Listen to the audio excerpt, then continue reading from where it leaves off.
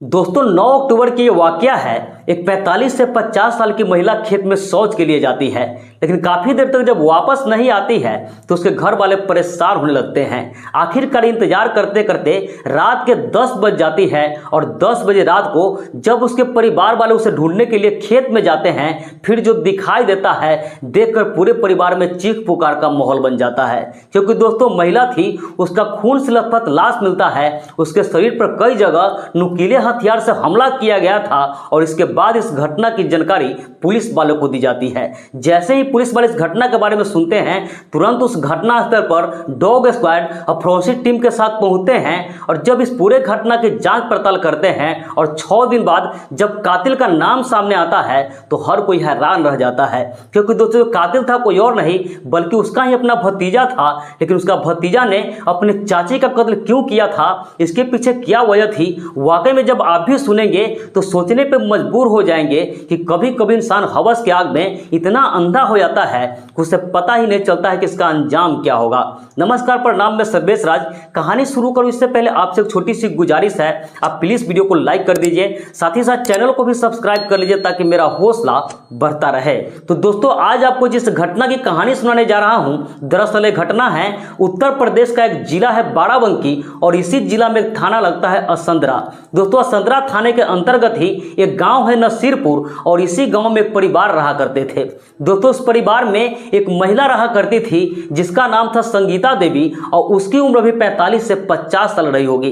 दोस्तों महिला थी, उसका एक बेटा और एक बेटी थी और दोनों 25-26 साल के थे और दोनों बनारस में रहकर पढ़ाई कर रहे थे। इधर जो महिला थी अपने पति के साथ गांव में ही रहा करती थी। उसका ज्वाइंट फैमिली था, तो उसका जेठ जेठानी और उसके जेठानी का लड़का था जिसका नाम सरवन था, उसकी उम्र भी 20 साल थी और सभी लोग एक ही साथ रहा करते थे।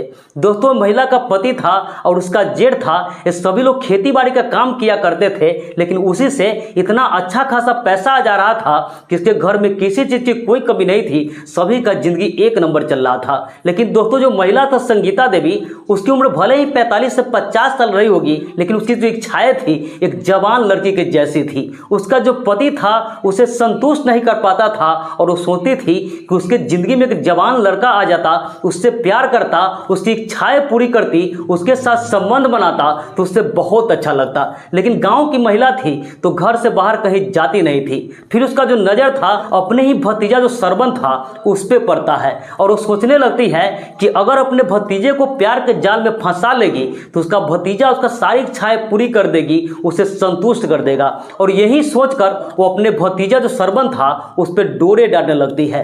दोस्तों जो सरवन था उसके साथ हंसी मजाक करने लगती है, गंदी गंदी बातें करने लगती है और सरवन को गलत तरीके से छूने लगती है। सरवन भी 20 साल का था तो उसकी भी सारी इच्छाएं जाग रही थी, वो भी अभी भी जवानी के दहलीज पे कदम रखा था, तो उसकी भी इच्छाएं थी कि उसके जिंदगी में कोई गर्लफ्रेंड आता। और कहीं ना कहीं सरवन अपने चाची की भावनाओं को भांप लेता है और देर नहीं करते हुए एक दिन मौका देकर वो अपने चाची को कह पड़ता है कि आप मुझे बहुत अच्छी लगती हो, अगर आप मेरे साथ संबंध बनाती तो मुझे बहुत अच्छा लगता।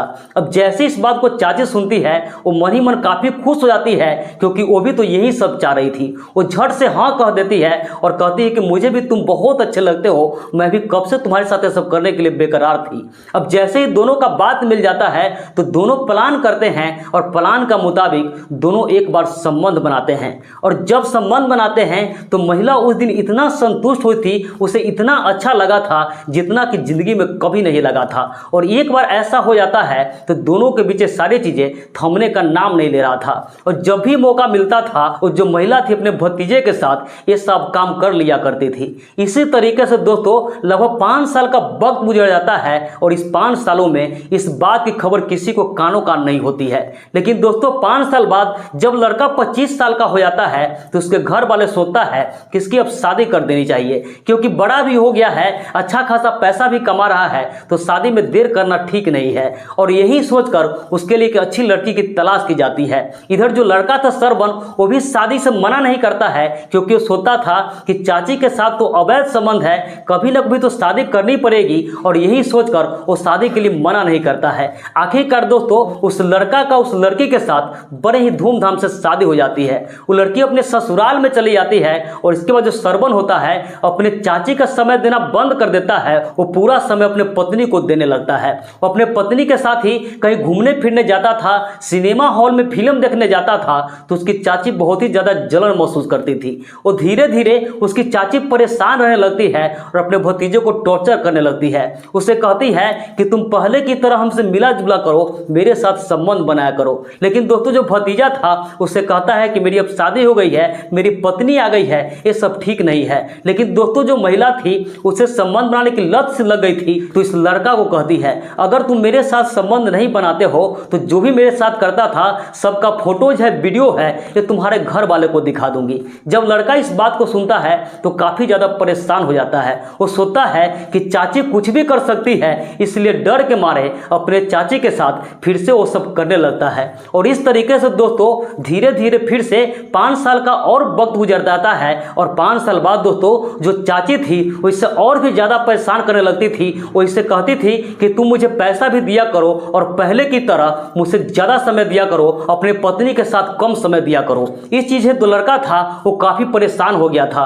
उसे लगता था कि अगर मैं पत्नी को ज्यादा समय नहीं दूंगा तो शायद मेरा रिश्ता टूट न जाए। और यही सोचकर एक दिन एक प्लान बनाता है कि आखिर इस चीज सब निकलना होगा तो चाची को कत्ल करना होगा। और फिर अपने एक दोस्त होता है राजेंद्र, उसे शामिल करता है और उसे सारी बातें बताता है। उससे कहता है कि मुझे अपने चाची का कत्ल करना है, इस तरीके की बात है, तुम मेरी मदद करो। उसका जो दोस्त था अपने दोस्त के लिए सब करने के लिए तैयार हो जाता है और आखिरकार 9 अक्टूबर 2024 को जो उसका भतीजा सरवन होता है अपने चाची को फोन करता है और उससे मिलने के लिए खेत में बुलाता है। वो कहता है कि चाची मुझे संबंध बनाने का बहुत मन कर रहा है तो तुम खेत में आ जाओ। वो जो महिला होती है अपने घर से शौच का बहाना बनाकर शाम के समय अपने भतीजा से मिलने के लिए खेत में चली जाती है। वहां जब जाती है तो जो राजेंद्र था वो कहीं निगरानी कर रहा था और जो उसका भतीजा था पहले तो उससे प्यार भरी बातें करता है और प्यार भरी बातों में फंसा करके चाकू से उस पर हमला कर देता है।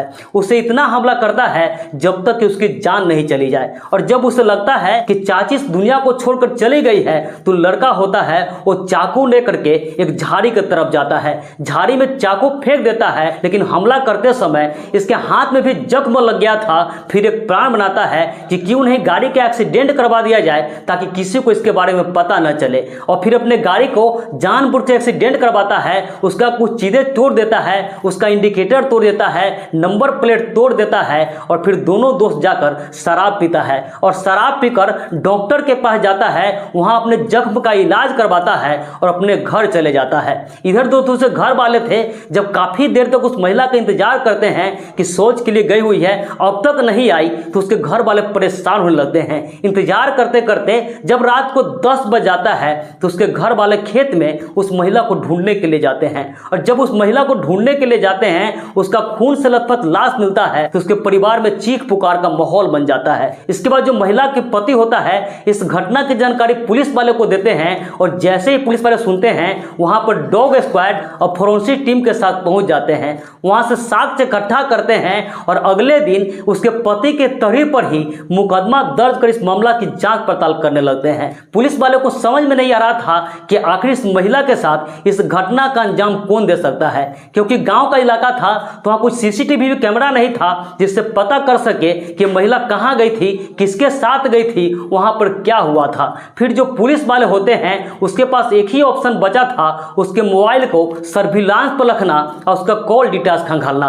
फिर जो पुलिस वाले होते हैं जब उस महिला का कॉल डिटेल्स चेक करते हैं तो पता चलता है कि उसके लास्ट कॉल उसके भतीजा का आया था। फिर जो उसका भतीजा होता है उसे थाने में बुलाई जाती है और उससे पूछताछ करता है तो पहले तो इधर उधर की बातें कर रहा था, लेकिन पुलिस वाले जब सख्ती दिखाते हैं अपने तरीके से पूछताछ करता है तो उसका भतीजा टूट जाता है और अपना सारी जुर्म कबूल करते हुए कहता है कि हम मैंने ही अपने चाची का कत्ल किया था, क्योंकि आज से 10 साल पहले मेरे चाची से अवैध संबंध शुरू हो गया था। इसके बाद 5 साल बाद जब मेरी शादी हो गई, मैं अपने चाची से दूर होने लगा, अपने पत्नी का समय देने लगा, तो मेरी चाची मुझे परेशान करने लगी, वो मुझे धमकी देने लगी। वो कहती थी कि तुम पहले ही की तरह समय दिया करो, तुम मेरे साथ पहले की तरह ही संबंध बनाया करो। और उसके चक्कर में मेरे अपने पत्नी का समय नहीं दिया करता था तो मेरे पत्नी से रिश्ता टूटने के कगार पर आ गया था। मैं परेशान हो गया था, मुझे कुछ भी समझ में नहीं आ रहा था कि सब चीज़ों से कैसे निकला जाए। और फिर इसके लिए मैंने उसे कत्ल का प्लान बनाया और प्लान में अपने दोस्त को भी शामिल किया। और फिर अपने दोस्त के साथ उस खेत में गया और खेत में से चाची को फोन किया और चाची को मिलने के लिए खेत में बुलाया। जब चाची वहां पर आई तो मेरा दोस्त निगरानी कर रहा था और मैं चाची पर चाकू से हमला कर उसका कत्ल कर दिया।